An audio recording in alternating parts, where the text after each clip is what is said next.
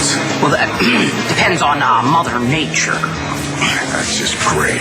I've got Balsam about to be sent to Vietnam. I've got 2 women from a Nevada brothel that are just itching for a fight. And I'm waiting for my son Clint to find out that I sent the woman that he loves away. When's Rosa coming back? I could use some help in the kitchen.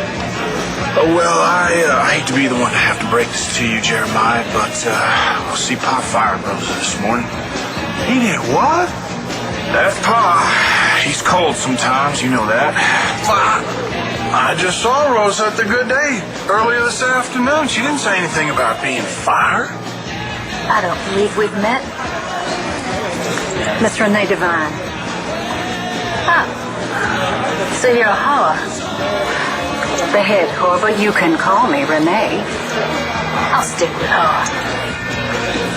You here to steal my husband? Bob, I suggest you head this off. Do you see that woman standing over there? The wife or the mistress? The one that is supposed to be my wife. Oh, yes, the crazy one. You know what? She just happens to look exactly like a woman that I left standing at the altar. Why would I do that? Because she tried to fake a mental illness just so she could get out of going to prison for murder. Yes, well, you sure do know how to pick them. And you'll never guess who she murdered. That little creep who just shot us with a squirt gun after he grew up. Yes, well, it seems like she was doing the world a favor. Yeah, well, after he grew up, she did. And, who is that? That's the woman that I was supposed to sleep with so that David Vickers could be born. I see. Well, she seems to be, well, more into Rex, no offense, than you. Didn't you say that he has a woman? Yeah, he does. I thought you and Asa were through. Hey, you cut that out, you little...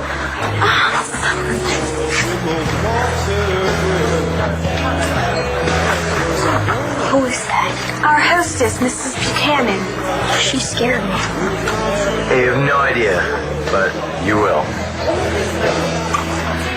He gets a little wild. Are you here because you've forgiven Asa? Pa? No, I told you. I'm through with him. Well, why are you here? I came to say goodbye to you. Rex left town before I found out I was pregnant, so I never got a chance to tell him. And then I met Brody, and he kind of fell for me. And any guy who falls for a girl who is pregnant by someone else is pretty special. Yeah, I'd say 1 in a million. Yeah, he even wanted to marry me and raise my baby as his own, and, you know, I was kind of thinking about it, even though... Even though you're not in love with him, yeah. Right. And then he left for Afghanistan, and word came back from his mother that he had been killed over there. She lied to me. Because you weren't good enough for her Navy SEAL. Yeah, I don't blame her, though.